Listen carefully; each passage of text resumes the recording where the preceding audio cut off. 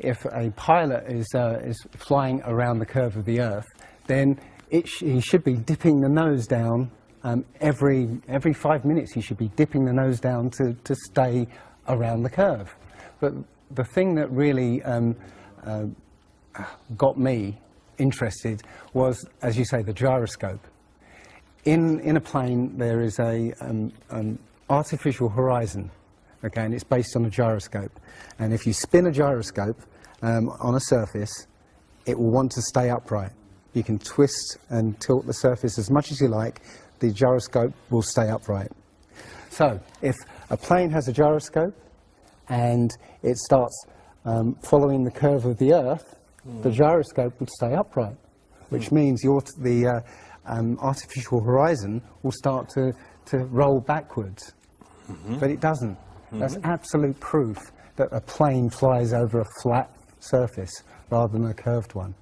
Because I asked the pilot on my last flight, you know, do you ever notice the artificial horizon rolling backwards? He said, no, but the artificial horizon has complex electronics in it to make sure it knows where it is on the Earth and it compensates. But I went to the manufacturer of the artificial horizon, and they confirmed to me that it's completely mechanical, nothing electronic in it whatsoever. So it's literally just a gyroscope that can freely move. So that right there is proof to me that you know, planes fly over a plane. None of it makes sense. The problem is that we're taught as children, you know, this ball Earth lie, and you know, you might ask as a child, you know, what about the people in Australia? You know, they're standing on the bottom of the globe, won't they fall off? And your teacher says, no, gravity. And you go, oh, okay. And you never go back to that question. But when you go back to it as an adult and start looking at it with a critical eye, right, the whole thing falls apart. As you say, the globe is spinning at 1,000 miles an hour. Neil deGrasse Tyson, who's a leading astronomer in America, I'm Neil deGrasse Tyson, bitch. Tells us that the Earth is not a perfect circle, it is actually an oblate spheroid, it's squashed and wider at the equator. Yeah? So Earth, throughout its life, even when it formed, it was spinning, and it got a little wider at the equator than it does at the poles. So it's not actually a sphere, it's oblate, and officially it's an oblate spheroid. That's what we call it. But not only that, it's slightly wider below the equator than above the equator. A little chubbier. A little chubbier. Yeah. Chubby is a good way. It's like pear-shaped. So my question to him would be, why is there land at the equator? Because water will move more readily than rock. So if the Earth is spinning, the water will be collected at the equator. I mean, if you spin a wet tennis ball, okay, you spin a wet tennis ball, the water shoots off at the equator, essentially. So all the water will be gathered around the equator. So why is there land at the equator? Doesn't make any sense. The other thing that's about the spinning Earth is looking at the stars. Now, directly above the axis of spin is the pole star, Polaris, okay, directly over the North Pole. And we're told that the reason that all the stars spin around the North Star is because the Earth is spinning at 1,000 miles an hour. Okay, seems to make sense, because if you put a long exposure camera pointing at the North Star, you'll see the stars will make perfect circles around, perfect star trails. The only problem is the Earth is also orbiting the Sun at 67,000 miles an hour. Okay, the Sun is moving, dragging the Earth and all the planets up that way or that way at 600,000 miles an hour. So why do we see perfect circles? You know, because that's the slowest speed, that's slowest motion in that mix, And yet the Earth is moving 67 times faster that way and 600 times faster that way. So you should see the stars do all sorts of strange motions, but you don't. You only see them make these perfect circles. That tells me that it's the stars that are moving, not the Earth. The thing is, what the scientists will give you is calculations and and theories why that happens. But we have experience. We see things and they either make sense or they don't make sense. What the scientists do is substitute our common sense and our intuition for calculations and theory, and we're supposed to believe the calculations rather than what we experience ourselves. There was a famous experiment back in the 1800s in England called the Bedford Levels experiment. Now, the Bedford Levels is a canal that is perfectly straight for 6 miles. Okay, so what a chap called Samuel Rowbottom did was he took a telescope, put it in the water about 8 inches above the water, and he had a friend, had a friend in a rowboat with a flag on the back, row all the way to the other end, and he was able to see the flag on the back of the rowboat the whole distance. Now, according to spherical trigonometry, the curve of the Earth is 8 inches per mile squared. So over 5 miles, that's 5 times 525 times 8, which is 200, works out, that's 200 inches, which works out at 16 feet. That means the boat should have been 16 feet below the horizon. He shouldn't have been able to see the boat. Now, the scientists will say, oh, refraction and this and light bending around the Earth and stuff. But the fact is, it's perfectly flat. And he in his book, he puts forward many arguments that show that, or many experiments that show the Earth is always perfectly flat. They say that you see the mast, go down last. Is literally just the way your vision works. Yeah, it's perspective and atmospherics basically. The limit of your vision is supposedly 3 miles. And then after 3 miles, you're supposed to see the boat start to go over the horizon. It's funny that Neil deGrasse Tyson again says that, explains that you can't see the curvature of the Earth from a plane. He says this, you can't see the curvature of the Earth from a plane because you're not high enough. The Earth is so big that you can't get high enough to see the curvature. Yet, you can apparently see a boat go over the curvature over the distance of 3 miles, which doesn't make sense. The thing is, when you look out and you see a boat start to go over the horizon, if you suddenly get a pair of binoculars and look, it comes back again. And once it goes out of the sight of your binoculars, if you get a telescope, it comes back again. It doesn't go over any curve of the horizon. What we found, many people have done experiments with very high-powered zoom cameras, and they've watched a boat sail out to sea, and they've just kept trained on this boat. And what they see is, after a very long distance, you see an atmospheric effect where the bottom of the boat disappears and and the top of the boat inverts, so you see a sort of mirror image.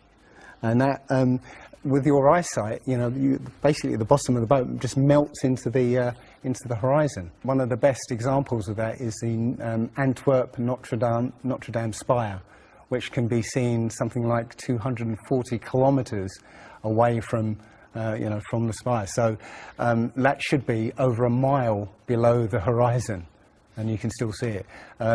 There's been a few famous examples just recently of a man who took a picture across the Great Lakes from Michigan and was able to see, I believe it's Chicago, which he shouldn't have been able to see. And the television station basically said it was a mirage. This is from Joshua Nowicki, and what you're seeing here is a mirage. We typically would not be able to see this from the Lake Michigan shore. We talked about this last night. Conditions are right on the lake that we're actually seeing a mirage of the Chicago skyline. But They always say it's a mirage, but for a mirage to happen, you have to have very specific atmospheric conditions. And there have been so many people who've seen exactly the same thing on different days, different seasons, always the same. You know, it's not a mirage. It's simply that you're looking across a plane. You see in a kind of pyramid shape. Yeah, you have a horizon at your eye level, and everything above the horizon will go down into the horizon. Yeah, everything below the horizon will seem to go up. Just like if you look you're in a long hallway, you'll see that the walls will start to move in, and the roof and the floor will start to move into the centre. Yeah, so literally between you and the object you're looking at, there's all sorts of things, sort of like waves going up and down, and while you can't see them if they're beyond the limit of your sight, they're still, sometimes they can still obscure what you're looking at. But it's just because they're between you and it, and it's just the way, it's literally perspective. It's better if I could draw a diagram, but it's a very difficult subject to get your head around if you're not used to it. But it is perspective. One sort of other proof is there's a place in Bolivia called Salar de Uyuni, which is a salt flat. It's literally 100 miles wide one way and 80 miles across, and it's perfectly flat. And when it rains, literally you get an inch of water, and it looks like a perfect mirror. Now, how does that happen on a sphere?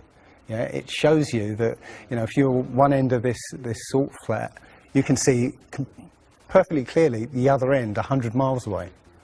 So it's just showing you that you know, the Earth is flat, and without the effect of the waves in the sea, you'll be able to see a whole lot further. If you were to go to NASA and download one of their photos of the Earth in the moon's sky and put it in Photoshop, okay, drop the saturation and the levels down, you'll see that the Earth has been pasted in, because you'll see a rectangular box around the Earth. It's all fraud, it's all fake. Pretty much everything NASA puts out is fraudulent. There are no images of Earth from space. The only one that NASA actually claims is a photograph was from 1972, and it's the famous picture. It's got Africa sort of near the top, and it's the same picture they've been using for the last 40 or 50 years in every textbook. Every other image is what they call a composite. It's Photoshop. There was another layer to sort of simulate the atmosphere. And then there's this little bright spot. It's called the specular highlight. So it's the reflection of sunlight off of water. Those are the pieces, but you can't just slap them all together. It just didn't look realistic. It looks kind of flat, or the clouds are sort of too see-through. So I just hit Command-Z a lot. There's artistry to creating the world. What I imagine it to be. Unfortunately, I'm not an astronaut. I've never been to space. But I've looked at these images over and over again, trying to sort of get the essence of it. It is photoshopped, but it's has to be. It is photoshopped, but it's has to be. It is photoshopped, but it's has to be. It is photoshopped, but it's has to be. And many of us have been looking at these images of Earth, including the one they called the Big Blue Marble, which was released in 2002, I think. Again, when you zoom into it with Photoshop, you'll see where they've used the clone tool in Photoshop to take a picture of one of the clouds and stamp it in various places around the picture. And they got lazy. In another image, they've even photoshopped the word sex in the clouds, which is a subliminal tool they use to get people to sort of relate to something. They literally, you can look at this and you can find it on NASA's website.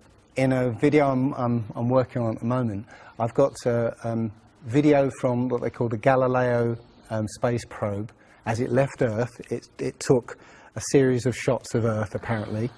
And you see that over the course of 25 hours, the clouds never move, okay?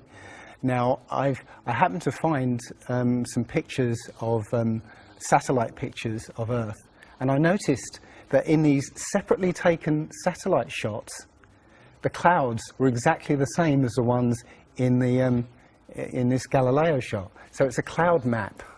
It would be very simple indeed to just silence everybody, you know, put an end to this topic once and for all, turn the Hubble round and show us Earth in real time, zooming in onto a place so that we can see what's happening at that place, and we know that there is something up there looking down on us from space. But they will not do it. They can't do it. It doesn't exist. It literally doesn't exist. When you go onto the plane tracking software, you'll see hundreds and hundreds of flights over the northern hemisphere, and you can track those flights from beginning to end. When you look at any flight in the southern hemisphere, what you'll find is the flight takes off and disappears off the tracking, usually about an hour after takeoff, and then later on will reappear an hour before landing. Now, there's no explanation for it. I mean, the point is that distances are very different, and distances and flight plans are very different on the flat Earth than they are on the ball. And when you look at flights in the southern hemisphere, they make some really crazy, you know, sort of deviations. So, for instance, if we look on here, let's say a flight from Cape Town over here to Australia, say Sydney in Australia, they will take you to Dubai first, somewhere around here, yes. Just recently there was a case of a woman who was pregnant on a flight, and she was about, her waters broke on the flight. And I think it was from the Philippines to Los Angeles. Mm-hmm. And again, if you look on this map, you're from around here somewhere to here. Okay. Now they were flying across, and literally, her waters broke, and they had to divert. They had to land. So instead of either going back to the Philippines or going on to Los Angeles, they landed in Alaska. Which again, if you look on the flat map, it's again a straight path. Santiago, Chile to Australia, mm-hmm. right, will usually stop in Los Angeles. Again, you can see on the flat map that it's again a straight path. It all seems to make sense, and if the only thing that would sort of confirm it or disprove it would be GPS. But you know, hey ho, GPS doesn't work in the southern hemisphere. This is an issue because there have been a few people who said they've taken flights that have taken only 14 hours, and they're direct flights from Australia to South America. Now, somebody has actually redrawn the flat map to take into account these you know, the distances, and apparently the distances work out. I haven't seen the map myself, but you know, I should be looking further into it. But yes, up until these people came forward, and again, I haven't seen any real evidence that they have taken these flights. They told me they've taken these flights, but who knows? They can actually advertise a flight that's direct. You know, they can price it out of the range of most people to take, and then if anybody does take it, they could cancel it. I don't think any flights actually fly directly over the North Pole at all. I think they skirt the North Pole, mm-hmm. but I don't think they fly directly over the actual pole. So mm-hmm. I don't know if it's to do with magnetics.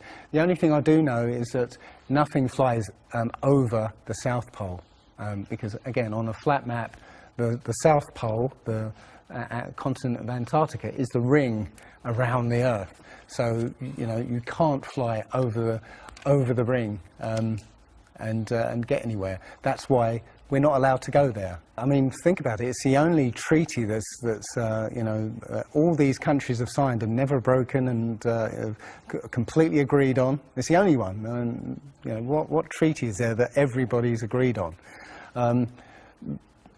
We're being kept away from it for a reason. They have some scientific bases there, and literally it's controlled by the military.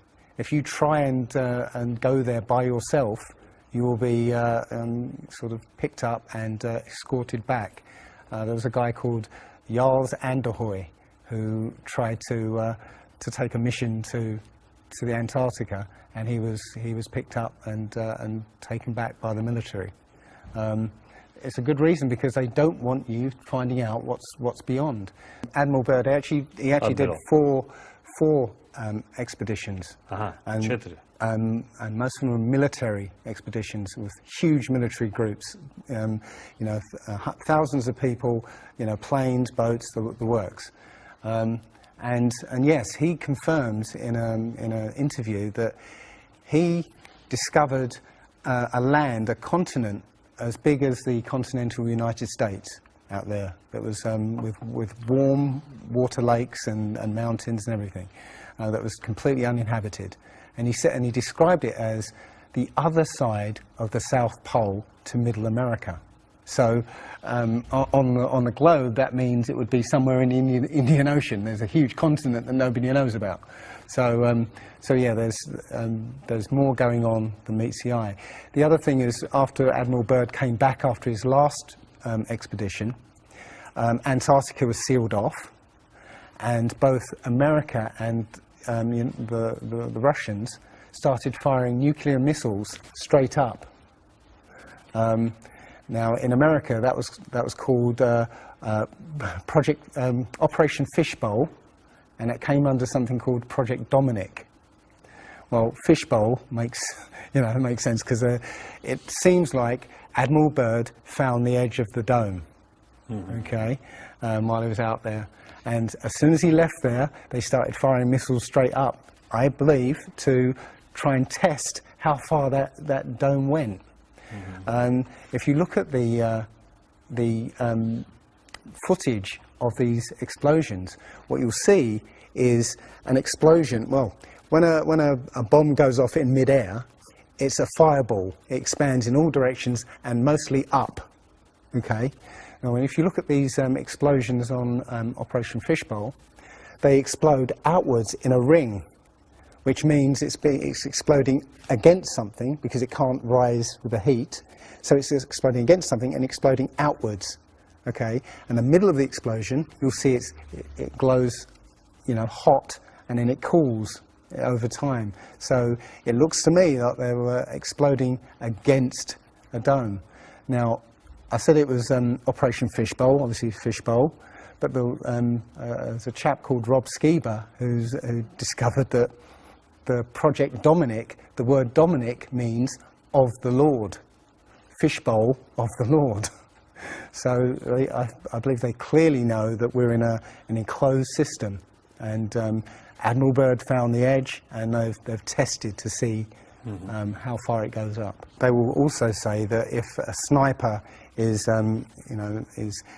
trying to hit something a great distance, a couple of miles away, they have to take into consideration the spinning of the Earth, because they say that as the bullet leaves the muzzle of the gun, it's now independent of the rotation of the Earth. So, the Earth will spin away from where the bullet, and you have to take that into account. They say that about artillery shells as well, but it's not true.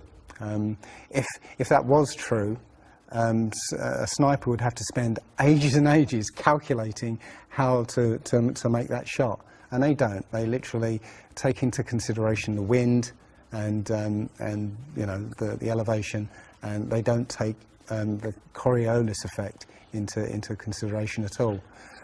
Also, planes. If that works for bullets, if bullets, as soon as they leave the Earth, they're now independent of the spin, then why doesn't it work for planes? Yeah, there's a video on YouTube that actually tries to explain that the Coriolis effect works by using the example of a paper plane. You have to throw it. If you throw it north, the Earth will spin and the plane will land sort of you know, east. But if you take the idea of a real plane, you know, a plane would have to aim north to go east in that case. But that's not what happens. And if that was the case as well, planes would have to land on runways that are moving. And that would be impossible. But how is it that you can take a flight from London to New York and it will take exactly the same time as a flight from New York to London? Yeah, one's with the spin of the planet and the other one's against it. So it doesn't make sense. They'll say that the whole atmosphere is moving, yeah, with the planet, but that doesn't make sense either, because you know, the atmosphere, say it's that thick, the top layer of the atmosphere will be moving slow, and as further you get in, will be moving faster. So, you know, if everything is moving like that, how do you get a light breeze that blows against the spin of the planet? You know, how do you get a breeze that goes from north to south? It just doesn't make sense. And again, science will give you calculations and you know, esoteric ideas, but you know, you can go out and look for yourself, and you'll see, you know, you'll see what makes sense and what doesn't. The other thing is that, you know, we have senses to be able to sense acceleration. Yeah, you get in a car and somebody puts their foot down, you know, and you get thrown back in your seat. You can feel the acceleration. Yeah, you can feel changes, very minute changes of acceleration. Yeah, so how is it that if you live up here in Macedonia, yeah, which is spinning at maybe 700 miles an hour, yeah, because the speed it's spinning is slower than this speed. So if you took a flight down to Africa, yeah, on the equator, why don't you feel the change in acceleration? Yeah, so why don't you feel the change in acceleration? You know, you have these senses that will register the slightest change, yeah? But you get off the plane there and you don't feel dizzy, you know, because now you're moving a lot faster. So, no, it doesn't make sense.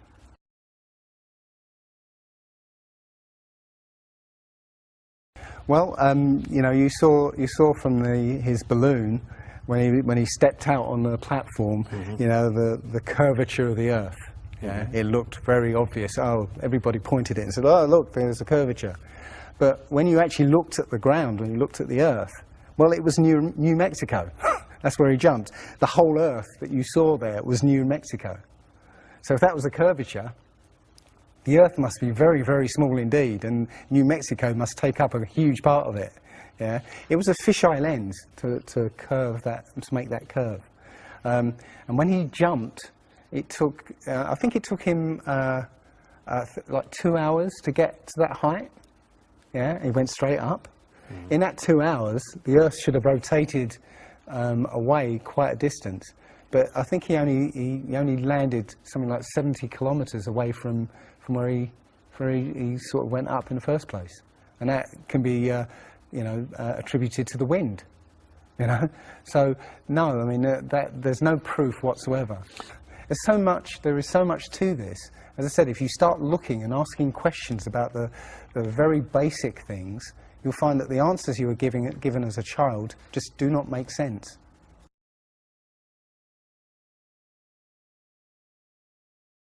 So the idea there is that it must be a globe because you know, the sun. If the sun's here, then it's got to be dark on the other side. Well, the thing about the sun is that we're told it's 93 million miles away. It's not. It's actually something around 3,000 miles away, and about 34 miles across. That might sound really crazy, but if you look at look out on a day that's got broken cloud, you'll see that the sun rays will come out at an angle. Most people have seen this. The rays come down at angles. If the sun was 93 million miles away, then all the light will be coming parallel So if you imagine, there's no way to show 93 million miles, but something way, way over there, all the light that reaches this globe will be parallel. There's no way that light can come that far and spread out like that. Now, if you follow those light rays, you'll see exactly where the sun is. And as I said, it works out to be about 3,100 miles. Now, if that's the case, and the sun is circling over this flat plane, yeah, its light range is limited. So it's illuminating the part of the Earth it's like over at the moment. So, say over Europe, it might, or over South America there, it's over there. Well, Australia's going to be in the dark because the sun isn't going to throw enough light to illuminate Australia. Mm-hmm. Yeah. Mm-hmm. Now, most people say, well, I see the sun rise and set. How can that be if it's just going round in a circle? Well, that's perspective again. If you actually see video of the sun coming up and going down, many times you'll see that the sun starts off as it's coming up very, very tiny, and it gets bigger as it gets closer to midday and then gets smaller again. It's literally that effect of perspective. You know, with some things above you, like the ceiling in a hallway, yeah, as it goes further away, it will seem to sink down towards the horizon until it disappears beyond the limit of your sight. And that's all you're seeing. You're seeing literally the sun circling overhead, but seeming to set.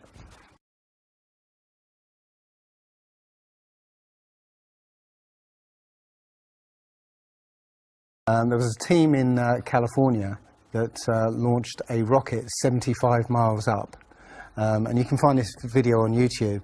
It's difficult to watch because the cameras, there were 7 cameras on this rocket, and it was spinning as it went up, so it's very, let's say, difficult to watch.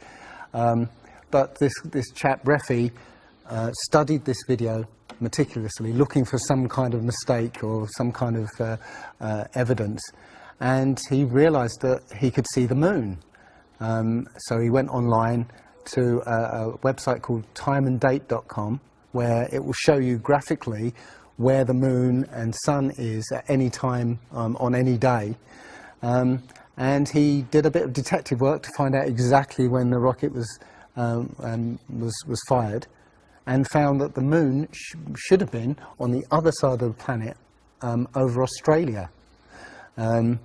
Now, the rocket was 75 miles up and it could see the moon, but anybody down on the ground wouldn't be able to see it. But the point is that if the moon was over Australia, on the other side of it would be on the other side of the planet, which is, okay, there. So down there on the other side of the planet, and the rocket went up here. So there's no way that rocket should have been able to see the moon on the other side of the planet.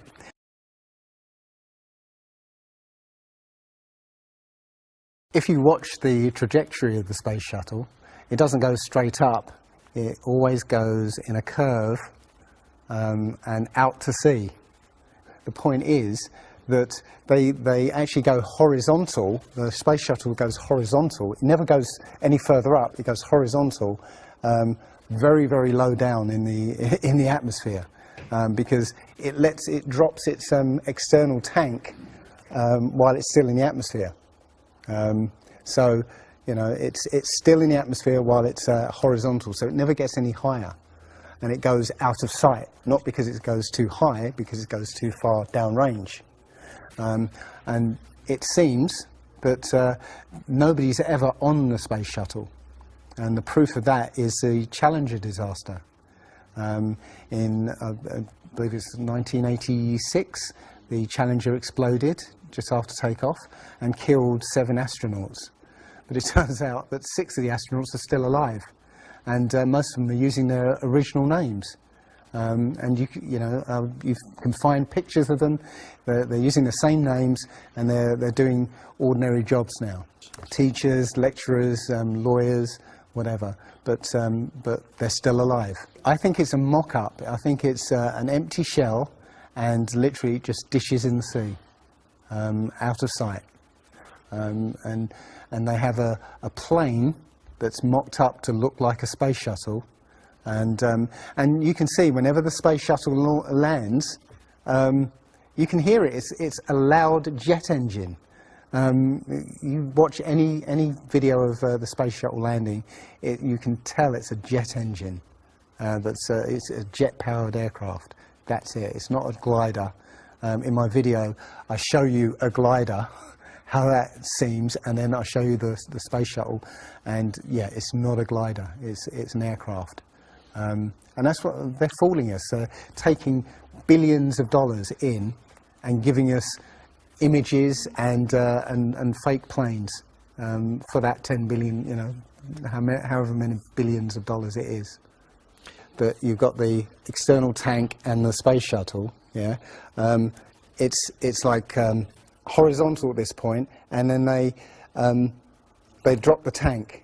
Okay, now the space shuttle isn't powered at this point because the tank has all the fuel. Yes. Okay, so when the engine stops, the tank is dropped.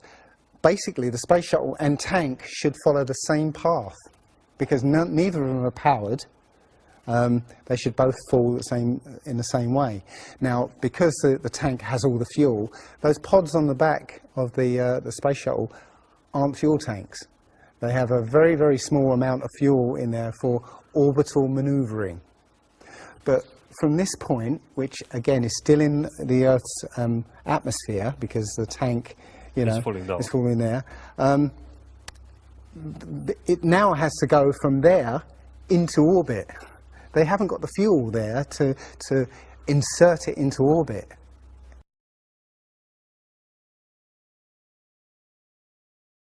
Disney and NASA have worked very closely together.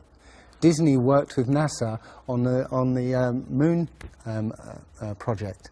Yeah, they made it. They filmed it so that it would be entertaining for the masses. Yeah, and they're still working with NASA. I absolutely believe that Stanley Kubrick, you know, filmed the moon landing.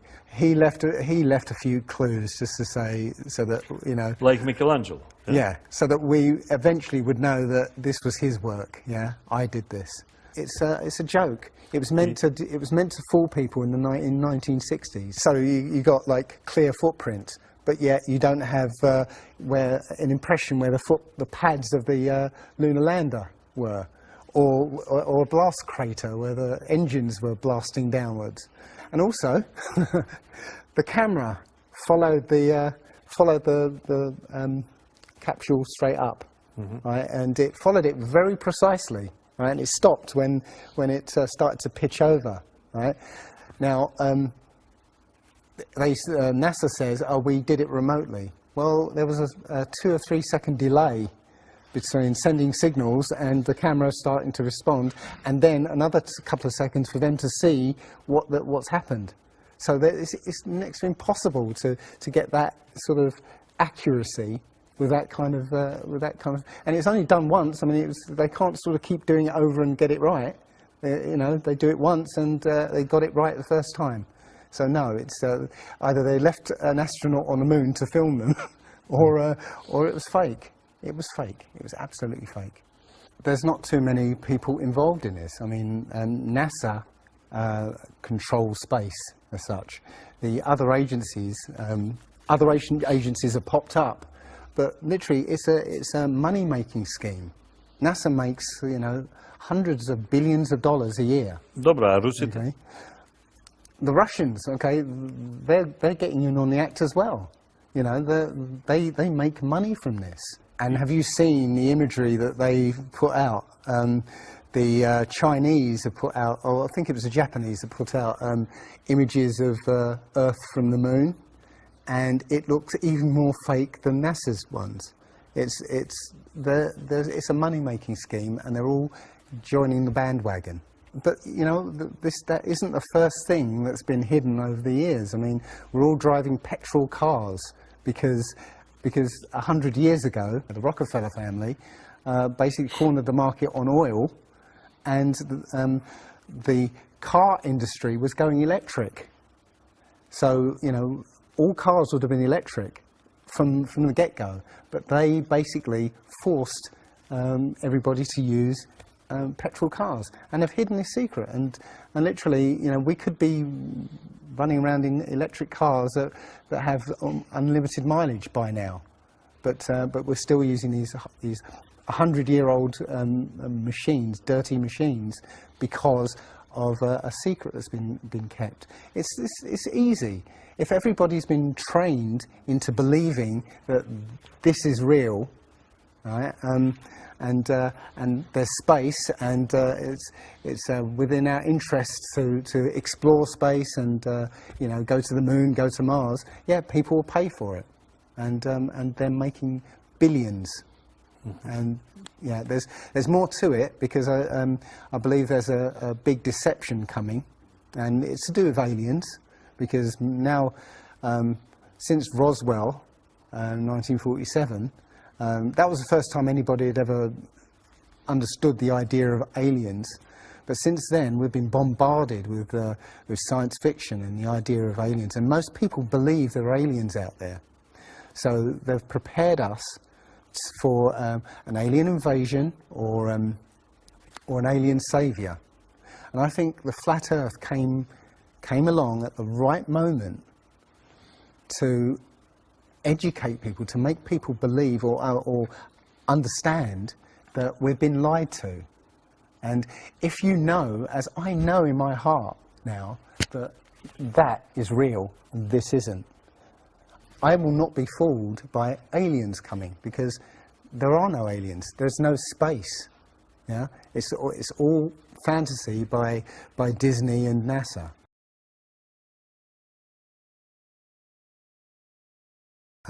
Nobody has actually really gone all the way across Antarctica. Yeah. Now there are millionaires out there who could, you know, assemble the resources to make an expedition and completely, you know, go across and chart Antarctica and make a name for themselves, being the first person to do that. Yeah. But nobody ever does.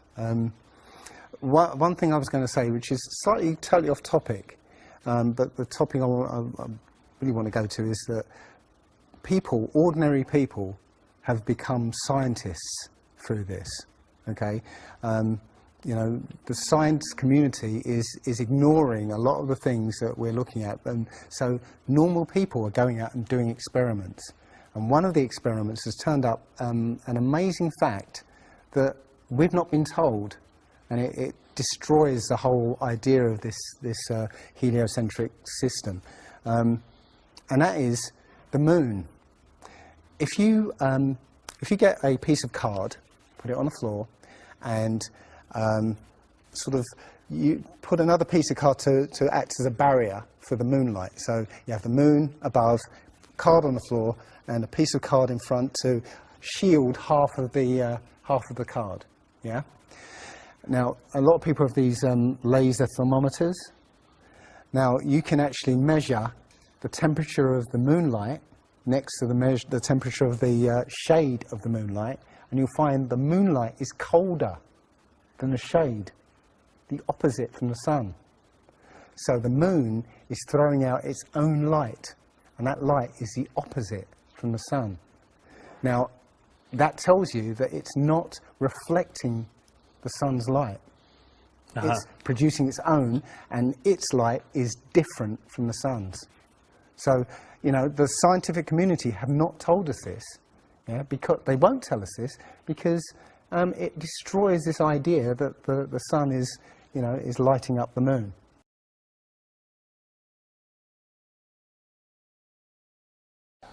This world is very different from what most people think it is. There are very powerful people who essentially rule this world right now, and the ordinary person is a slave in this world, and slaves aren't educated.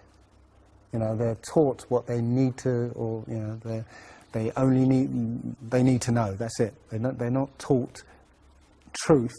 They're taught what they need to know, and so you're taught enough so that you can, you know, do the paperwork and operate the machinery, but you're not meant to know what's really going on, because that's the power they have over us. They know what's going on, what, you know, how how this world works. We don't, so they can control us. One of the things about slavery is the slaves weren't freed. They were never freed.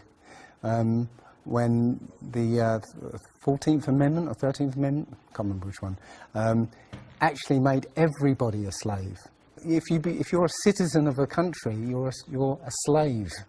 That's what a citizen is.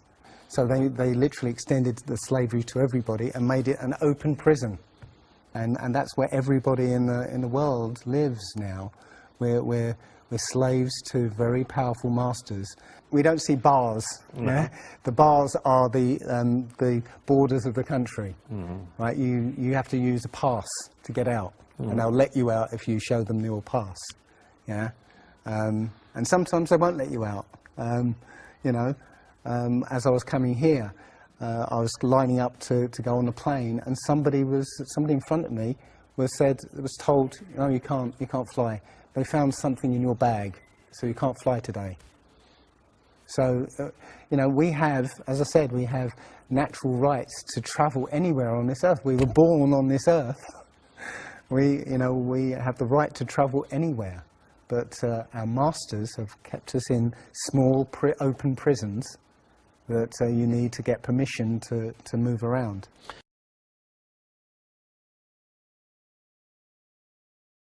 This idea that, you know, billions of years ago, nothing exploded and then everything came out of that nothingness, ridiculous. But they try to make you believe that, that the idea that a supreme being, a creator, created this is ridiculous compared to that idea. I mean, you know, if you look at it objectively, you know, I would lean towards a creator because, you know, there's so much that points to, you know, the fingerprint of a creator. But it's no less ridiculous than nothing exploding and becoming something. In my opinion, the Big Bang theory and the theory of evolution and the ball Earth theory are all interlinked, and they're all there to make us feel as though we're insignificant. We're small, tiny, miniature, unimportant pieces of slime crawling around on a speck of dust in an infinite universe. If that's true, and there's no purpose, there's no meaning to anything, then our owners can do whatever they want with us. Then, you know, this is all accidental, so food can be genetically modified because it's imperfect. You know, we can be modified because we're imperfect. You know, if we realize that this is the universe, and complete universe. Yes, this system is the complete, is everything. Everything that NASA has put out is CGI, is fake. Okay, you know, people say, I think you mentioned it. You know, if you look out into the universe, you see that the moon is round, you know, spherical, and the planets are spherical, and so why are we flat? Well, how do you know that the planets and the stars are spherical? You know, all you get is, if you look for a telescope, you see a flat disk. If you think you see a spherical shape there, well, it needs two eyes to resolve 3D. If you're looking for a telescope, you can't see anything in 3D. It's going to be flat anyway. So all you see is a flat blob of light. It's only NASA that's giving you these beautiful pictures of so-called planets and stars. Yeah.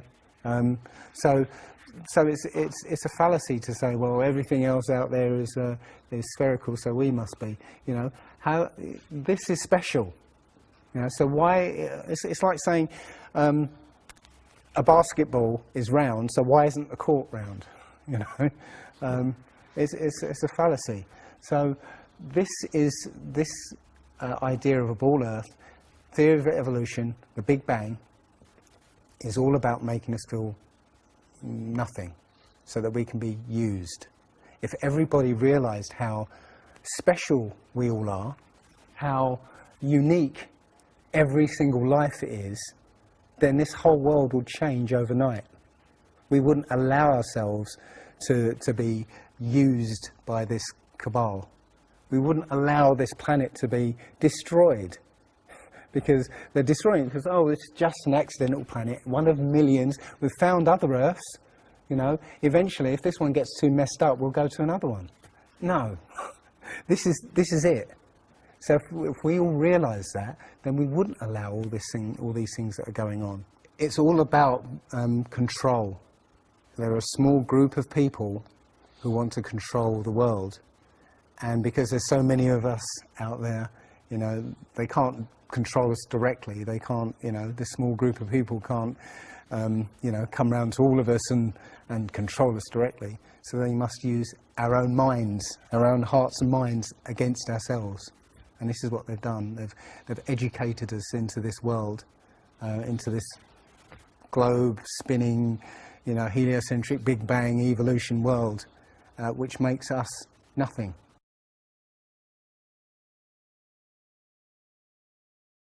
This is amazing because when I first started looking, it was about 1.5 years ago, I looked on YouTube and there were maybe about 100 videos, not even that probably, and nobody was talking about it, right?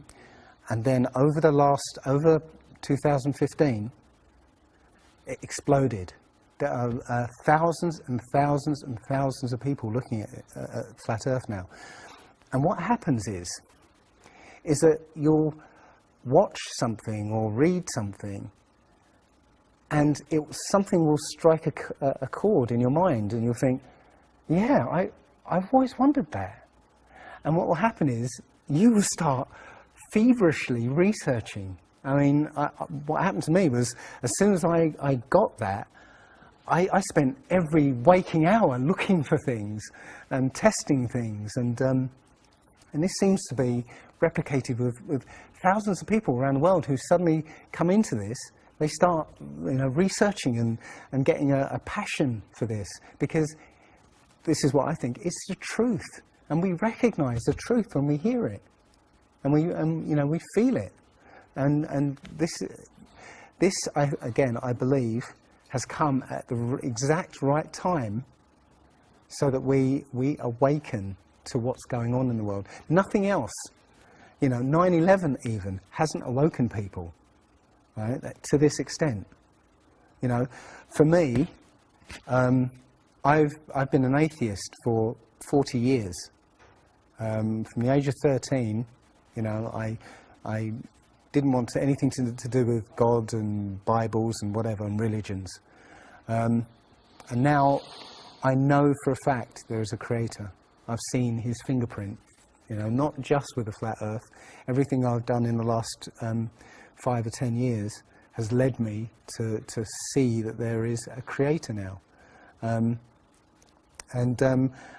there's a great many people out there who have had exactly the same revelation as I have.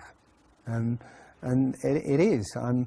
I'm now following the commandments and trying to be the best human being that I can be, because I think it was a guy called Kent Hovind who said there are only 2 possibilities. Either there is a God or there isn't.